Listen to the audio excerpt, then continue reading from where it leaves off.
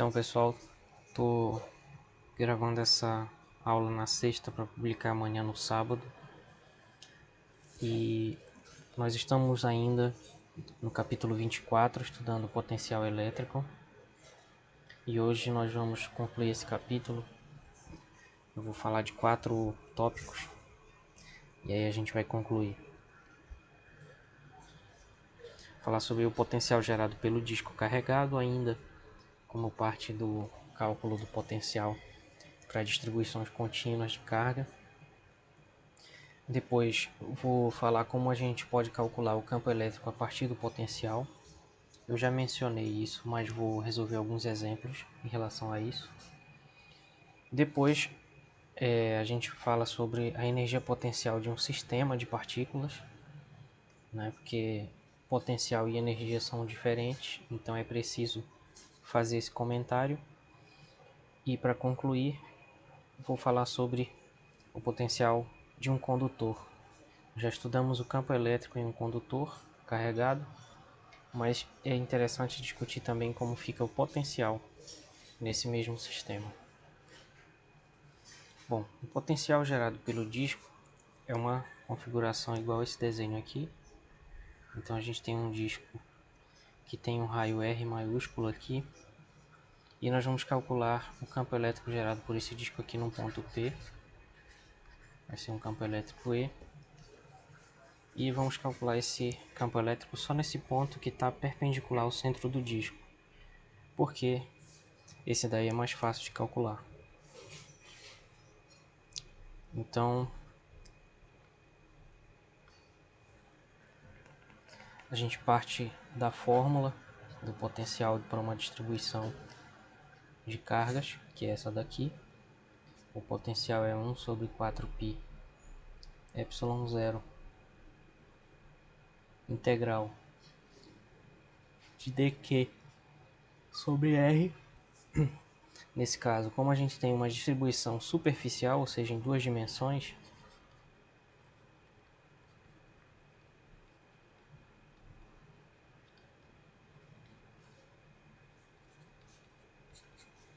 então a gente vai ter uma densidade superficial de carga que vai ser dq sobre dA, onde dA é o elemento de área.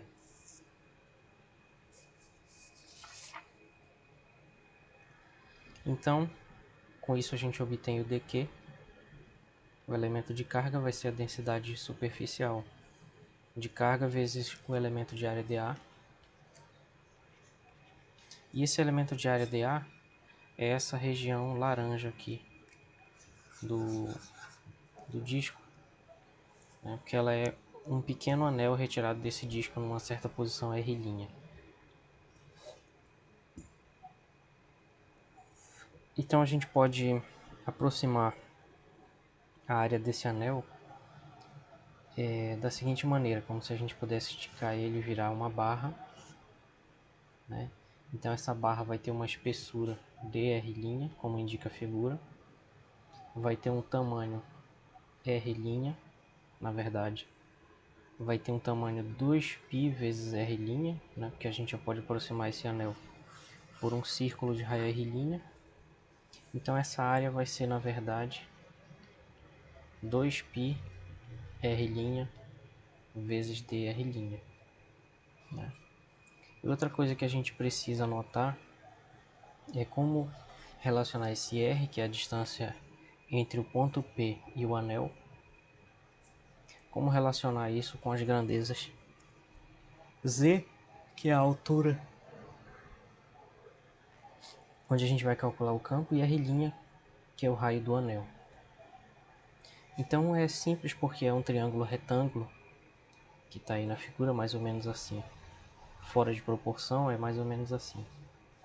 Então aqui tem uma altura Z, isso aqui está bem...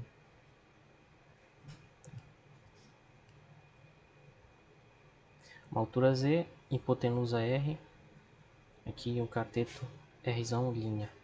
Então pelo teorema de Pitágoras, R² é Z² mais R'' então R minúsculo, que é o que entra na fórmula, vai ser a raiz quadrada de Z2 mais R'2.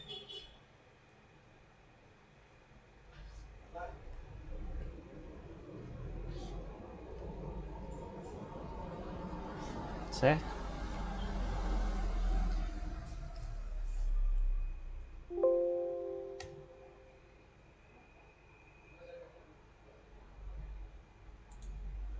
Tá. Então a gente pode só substituir esse dq e esse r de volta lá. E a gente vai ter a integral, né? Então a gente já tem o r bem aqui.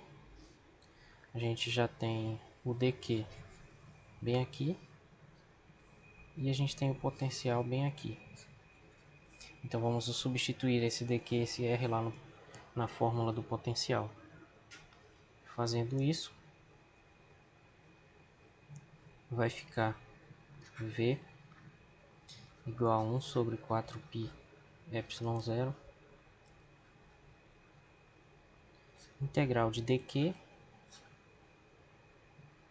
que na verdade vai ser sigma vezes 2π r' dr', dividido por r minúsculo, que vai ser z quadrado mais r' quadrado.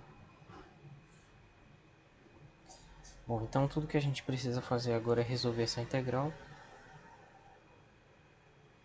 E para resolver essa integral, nós vamos apenas botar em evidência algumas coisas. Então o sigma e o π podem sair da integral, então vai ficar sigma π dividido por 4π epsilon zero vezes a integral de 2π, o π já saiu, né? De 2 r' dr' dividido pela raiz de z quadrado mais r' quadrado. Então essa integral a gente resolve usando mudança de variáveis.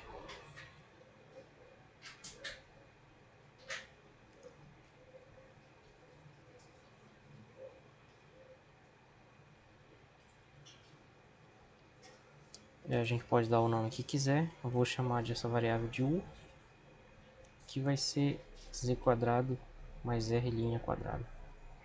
Então du, como z é constante, a variável de integração é r', então du vai ser 2 r' dr', que é justamente o que aparece aqui em cima. Então isso que aparece aí em cima vai ser o próprio du. E aqui embaixo vai ser u elevado a meio. Então a integral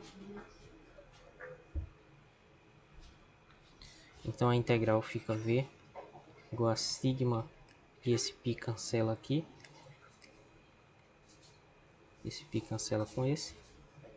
Então fica sigma sobre 4 epsilon zero, integral de du sobre u elevado a meio, que é sigma sobre 4 epsilon zero, integral de u elevado a menos meio du, que é sigma sobre 4 epsilon zero, u elevado a menos meio mais 1 sobre menos meio mais 1, sigma sobre 4 epsilon zero. Essa é uma integral do tipo integral de u elevado a n, então ela tem uma fórmula que é u elevado a n mais 1 sobre n mais 1 mais uma constante. Essa constante não entra aqui no cálculo porque essa integral é uma integral definida, né, de 0 a r, então a gente não vai botar essa constante de integração que não precisa nesse caso. Então vai ficar u elevado a meio, que é menos meio mais 1, e embaixo também meio. Então esse meio que está dividindo passa multiplicando como 2 e cancela com esse 4. Então fica sigma sobre 2 epsilon zero, sigma sobre 2 epsilon zero, vezes raiz de u, que na verdade é sigma sobre 2 epsilon zero vezes a raiz de u, que é z quadrado mais R' quadrado, só que é tudo isso variando de 0 até R. Então tudo isso aqui varia de R' igual a 0 até R' igual a R.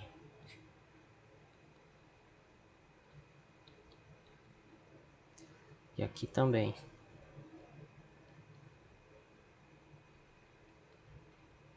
Tá. Então, na verdade, esse potencial vai ser sigma sobre 2ε0 vezes a raiz de z quadrado mais R' quadrado, sendo que o R' varia de 0 a R. Então isso vai ficar sigma sobre 2ε0 raiz de z2 mais R2, menos, quando R' igual a 0, fica a raiz quadrada de z quadrado, que dá módulo de z. Mas aí, como o z aqui é positivo, fica apenas z. E essa é a resposta. Esse é o potencial. Resposta final. Então esse é o potencial gerado pelo disco carregado uniformemente.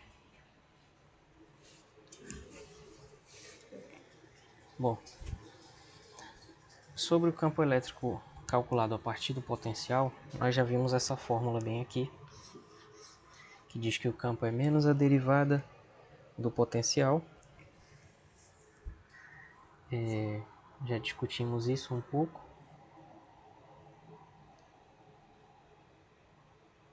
Né? E aqui está uma dedução que eu acho que eu fiz na outra aula também, por isso eu não vou repetir. Mas basicamente o campo é menos o gradiente da energia potencial. E o gradiente tem uma fórmula dependendo do sistema de coordenadas. Em coordenadas cartesianas, o gradiente tem essa fórmula primeira aqui, vou chamar de 1, que são as derivadas parciais multiplicadas pelos versores correspondentes. Então, é a derivada de v em relação a x vezes x chapéu, onde x chapéu é a mesma coisa que i chapéu, y chapéu é a mesma coisa que j chapéu e z chapéu é a mesma coisa que k chapéu. São os versores de coordenadas cartesianas. Em coordenadas cilíndricas já vai ser diferente. Então vai ser a derivada de v em relação a r chapéu. Só que aí vai aparecer esse 1 sobre r aqui na derivada de v em relação a φ chapéu. E a derivada de v em relação a z chapéu. Para quem não estudou ainda esses sistemas de coordenadas, eu tenho uma aula aqui no YouTube sobre isso, que vocês podem ver. Tá aqui no meu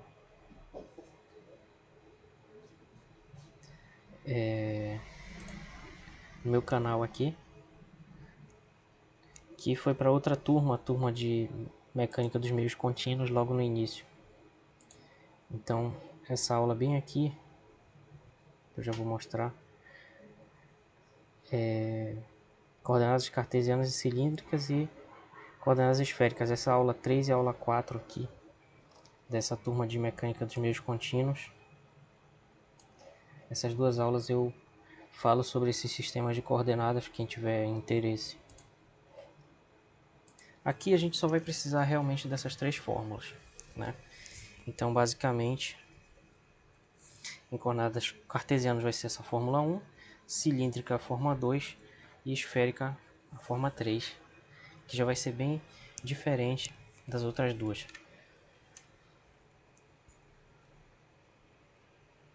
Vamos então fazer um exemplo para cada uma. Sendo v de x, y, z igual a menos x ao quadrado mais y ao quadrado menos 2z ao cubo, determine E, ou seja, sendo esse potencial bem aqui, em coordenadas cartesianas, determine o campo elétrico. E como é que a gente faz isso? O campo elétrico é menos o gradiente do potencial. Então a gente tem que calcular menos o gradiente desse potencial aí. E pela fórmula vão ser as derivadas parciais multiplicadas pelos versores, essa fórmula 1. Então a gente precisa calcular as três derivadas parciais. A derivada parcial de v em relação a x vai ser a derivada em relação a x. Como aqui o único termo que tem x é esse primeiro, então basta eu considerar esse primeiro. E a derivada disso em relação a x dá menos 2x. Depois, a derivada em relação a y. O único termo que tem y é esse segundo, então vai ser a derivada de mais y ao quadrado, que vai dar 2y. E finalmente a derivada em relação a z,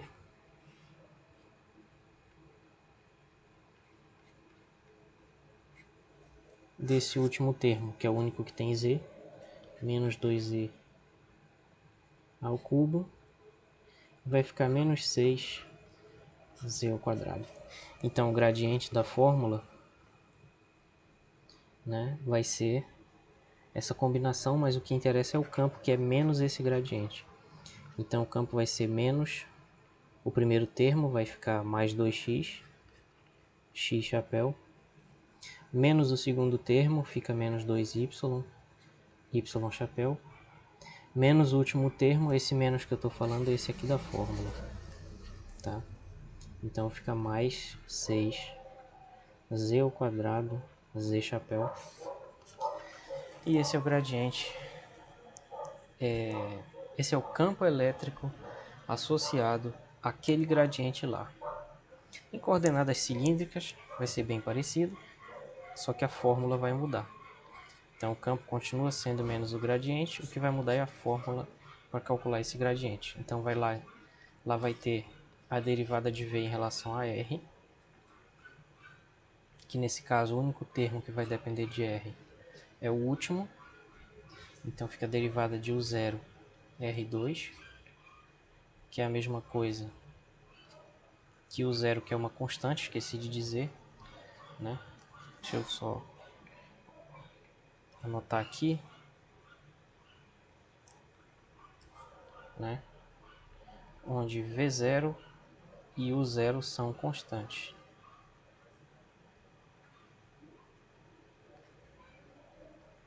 Muito bem. Então, dito isso, fica a derivada de u0 vezes r a menos 2. Então, essa derivada vai dar menos 2 u0r elevado a menos 2 menos 1, que é menos 3. Então, fica menos 2 u0 sobre r ao cubo, essa primeira derivada. A segunda derivada que vai aparecer é a derivada em relação a z, que não tem.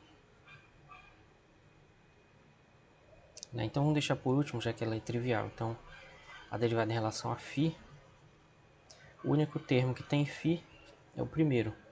Então, fica a derivada de v0 cosseno de φ. E a derivada do cosseno é menos seno, então fica menos v0 seno de φ. E, por último,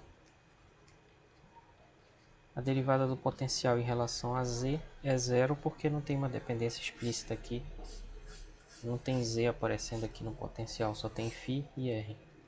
Então essa derivada vai ser zero.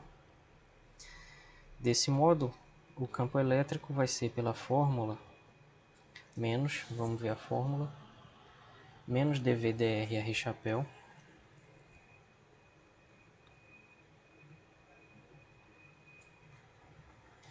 menos 1 sobre r dv dφ φ chapéu,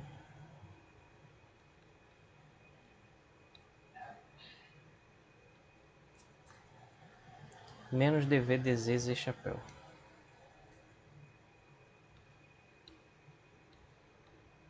Esse último a gente já sabe que não vai ter, mas tudo bem.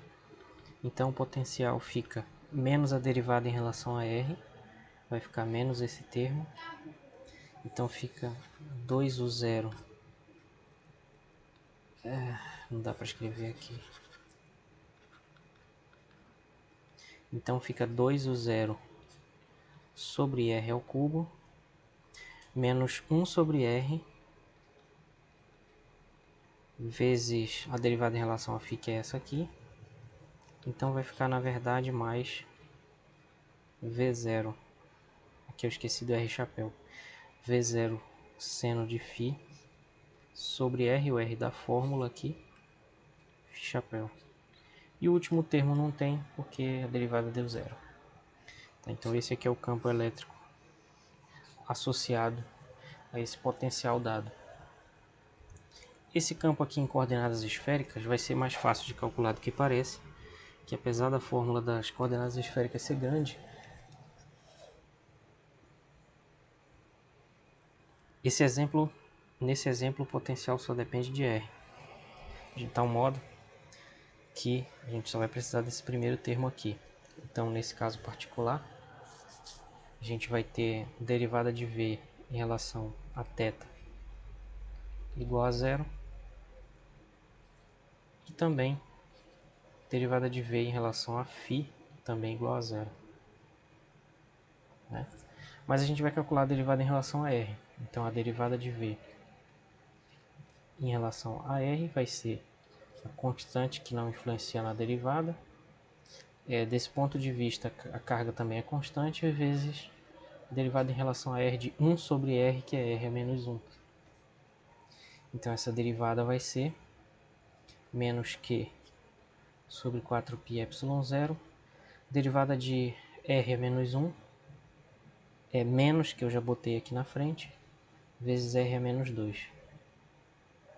Que também posso escrever como menos Q sobre 4πε0 ou menos 1 vezes Q sobre R2. E com isso, então o campo, que é menos o gradiente do potencial, vai ficar menos 1 sobre 4πε0 Q sobre R2 R chapéu, e então dá a fórmula do campo elétrico gerado por uma partícula, que nós já conhecemos, que é 1 sobre 4πε0 vezes Q sobre R2 R chapéu.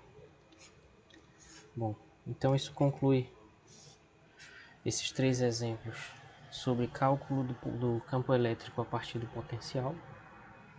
Vou pedir para vocês isso nas avaliações, porque é um cálculo bastante direto de fazer.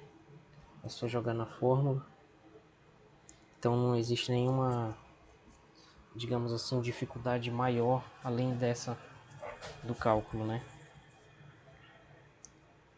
Bom, indo então para a parte 3 da nossa aula de hoje, vamos falar sobre energia potencial de um sistema de partículas.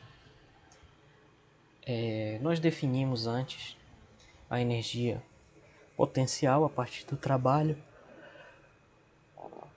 depois definimos o potencial a partir da energia potencial, né? E vimos que a energia potencial ela é basicamente carga vezes potencial. Mas vamos pensar melhor um pouco nisso. A questão é assim, é que a energia potencial é sempre uma energia de um sistema, nunca de uma partícula. Não existe a energia potencial de uma partícula, porque a energia potencial é uma energia de ligação entre duas ou mais partículas que estão interagindo fisicamente. A energia potencial é uma energia de interação, e não existe interação sozinha, né? Então o que existe é a energia potencial de um sistema de pelo menos duas partículas. Então se a gente tiver aqui uma partícula de carga Q1 e outra de carga Q2, elas vão ter uma energia potencial, que a gente bota o índice aqui das duas, né, para dizer que é a energia do sistema formado pela partícula 1 e pela partícula 2, esses dois índices aqui no U, vai ser 1 sobre 4πε0 vezes o potencial gerado por qualquer uma das cargas vezes a carga da outra. Então é nesse sentido que entra essa fórmula, certo? Então essa fórmula vai entrar aqui da seguinte forma: a energia potencial do sistema das cargas 1 e 2 é igual ao potencial gerado pela primeira carga vezes a carga da outra partícula. Ou poderia ser o inverso, o potencial gerado pela segunda vezes a carga da primeira. Porque uma partícula gera um campo aqui, esse campo vai afetar a segunda partícula, então desse ponto de vista, entendendo a primeira como geradora do campo, a segunda vai ser uma carga teste. Então é aí que entra essa fórmula que eu acabei de apagar sem querer aqui, mas que está aqui embaixo, tá?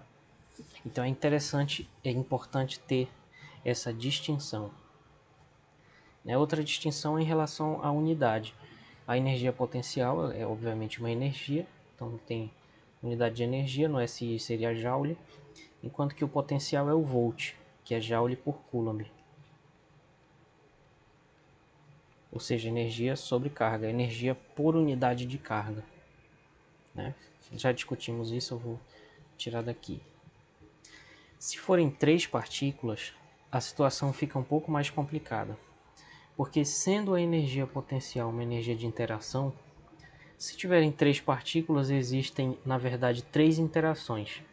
A interação da partícula 1 com a 2, a interação da partícula que vai dar essa energia potencial U12, a interação da partícula 1 com a partícula 3, que dá a energia potencial U13, e finalmente a interação entre a partícula 3 e a partícula 2, que dá a energia U23. Então é só uma questão de colocar índices corretamente e aplicar a fórmula anterior, porque a energia vai ter um princípio de superposição aqui, de maneira que a energia potencial total do sistema, que é U, vai ser a soma das energias potenciais de cada interação, ou seja, de cada par.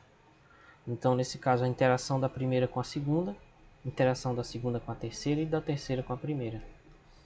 E quando a gente soma tudo isso, tem essa fórmula bonita aqui embaixo, que dá essa interação.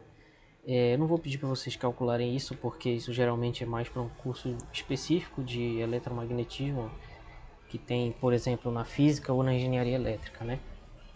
Tá, então vou livrar vocês desse cálculo penoso, mas a fórmula é essa. E como entender isso? Esse número aqui embaixo, módulo de R1 menos R2, nada mais é do que a distância entre a partícula 1 e a 2. Módulo de R2 menos R3, a distância entre a 2 e a 3. E assim por diante, de maneira que se fossem N partículas, a fórmula vai ficar um pouquinho mais complicada, vai ficar essa aqui. Só que agora é preciso levar outras coisas em consideração. Se for um número n de partículas, vai ser a soma de 1 sobre 4π ε0, QI QJ sobre RI menos RJ em módulo. Que diabo é isso, né? O produto das cargas dividido pela distância, muito parecido com isso aqui. E tem 1 sobre 4π ε0 lá. Só que tem duas diferenças em relação aos dois casos particulares que a gente já viu, que é entre duas partículas e entre três. A diferença é, esse somatório é em I e J, mas a gente tem que desconsiderar os casos em que eles são iguais. Só vai considerar quando I for diferente de J, porque não existe autointeração, então não existe a interação da partícula Q1 com ela mesma. Então não existe U11, que seria a energia potencial da interação da carga 1 consigo mesma, não existe. Então por isso entra esse I diferente de J aqui no somatório. Outra coisa é que a interação da partícula 1 com a 2 é a mesma coisa que eu já escrevi aqui. É a mesma coisa que a interação da partícula 2 com a 1. Da mesma maneira, a interação da partícula 2 com a 5 é a mesma coisa que a interação da partícula 5 com a 2. E quando a gente faz esse somatório do jeito que está aqui, com 1 sobre 4π ε0 na frente, a gente vai estar levando em consideração duas vezes o mesmo termo, porque a gente vai somar U12 quando I for igual a 1 e J for igual a 2, mas vai somar ele de novo quando I for igual a 2 e J for igual a 1. Então, para isso, a gente tem que fazer uma divisão por meio, e aí meio vezes 1 sobre 4π ε0 fica esse 8 que está aqui. Por que a gente multiplica por meio? Porque se for só esse somatório, como vai contar essa e essa, vai dobrar. Então, se vai dobrar, para ter o número correto, a gente divide por 2. Bom, mas não se preocupem com essa fórmula, eu estou apresentando por uma questão de completeza, ou seja, de dizer que eu mostrei tudo. Mas, na verdade, a gente... vou cobrar isso de vocês. Enfim, quem tiver curiosidade, essa fórmula está num livro chamado Teoria do Eletromagnetismo, volume 1. tá? De um autor chamado Kleber Down Machado.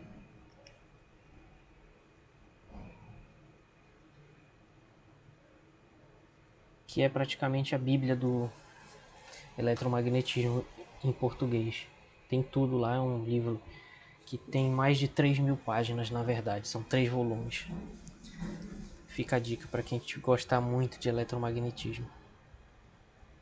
Tá. Finalmente, então, vamos discutir a questão do potencial gerado por um condutor carregado.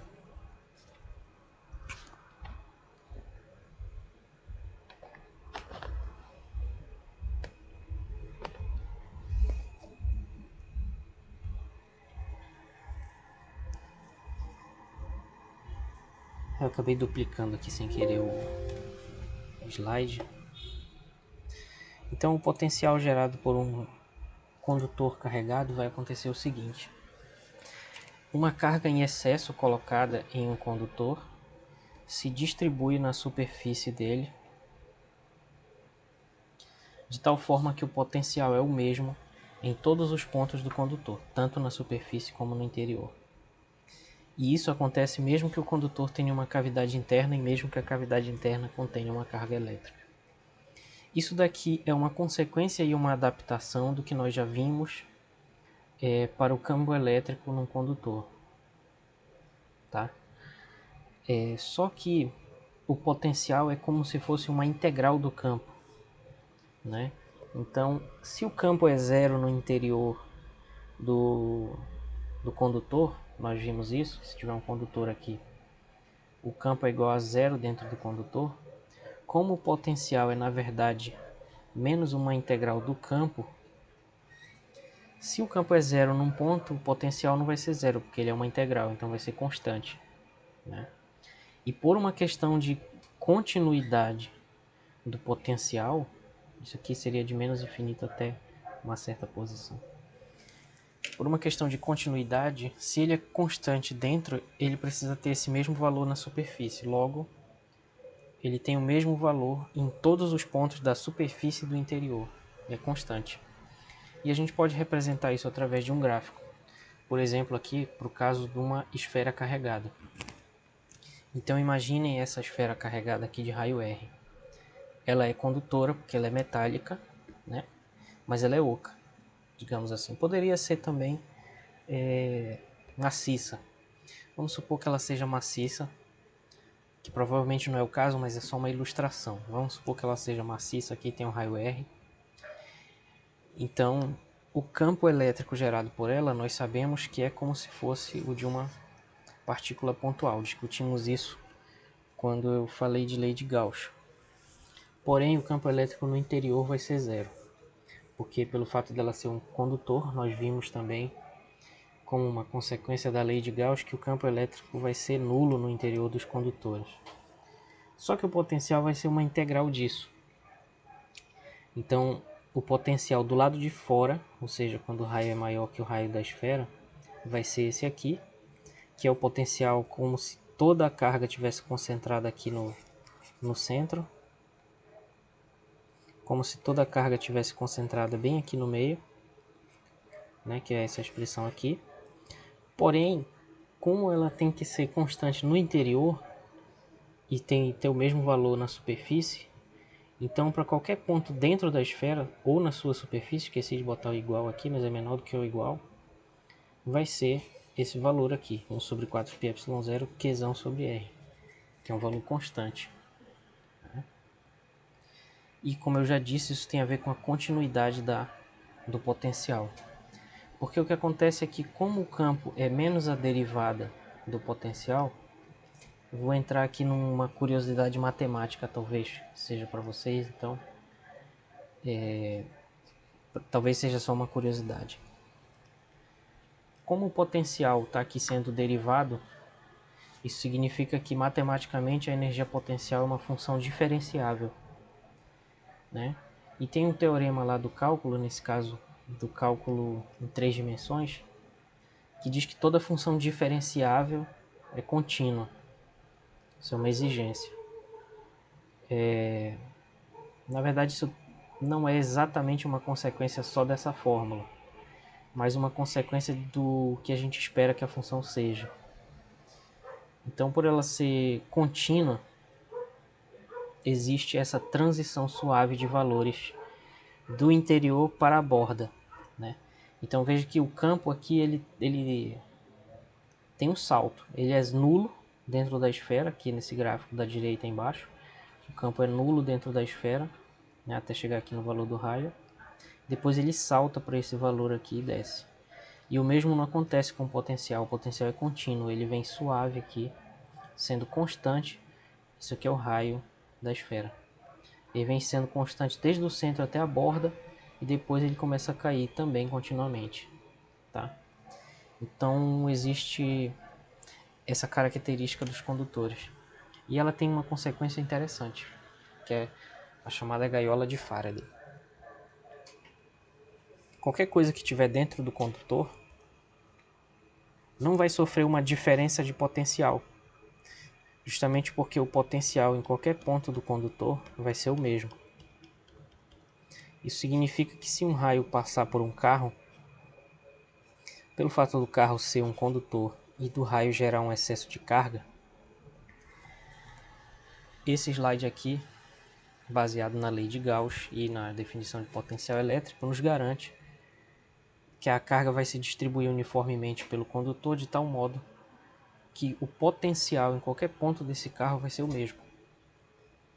Dessa forma, não existe diferença de potencial. E se não existe diferença de potencial, não existe choque. Então, o ser humano consegue ficar aqui dentro com segurança, né? Apenas uma observação: o que acontece? Se ele abrir a porta e pisar no chão, a mesma coisa não vai acontecer. Ele vai sofrer o choque violento provocado por essa descarga elétrica aí. Por quê? Porque aí ele já não está mais no interior do condutor carregado, ele já está em contato físico com o chão, que é considerado um aterramento, né? Onde tem um potencial V igual a zero, que vai ser diferente do potencial V do carro, que com certeza não é zero porque tem um excesso de cargas, né? Então cuidado com isso. Tem que primeiro descarregar o carro para ele ficar num potencial V igual a zero igual o chão, aí descer com segurança. E aqui do lado direito, então essa situação é chamada gaiola de Faraday, né, que foi o pesquisador físico importantíssimo para a história do eletromagnetismo, chamado Michael Faraday, que descobriu, né? E ali tem um exemplo de duas mulheres dentro de uma gaiola de Faraday construída especialmente para demonstrar esse efeito, também livres de qualquer perigo de dano físico. Bom, pessoal, então com isso a gente conclui o capítulo 24 do livro. A partir de segunda-feira nós vamos começar a falar do capítulo 25, se eu não me engano, sobre capacitores, e aí a gente vai entrar numa discussão sobre circuitos. Depois dessa discussão sobre circuitos, na última parte da nossa disciplina nós vamos falar sobre eletrodinâmica, como foi combinado durante a primeira aula que eu apresentei o plano de curso. Então é isso, pessoal, até a próxima. Qualquer dúvida, estou à disposição.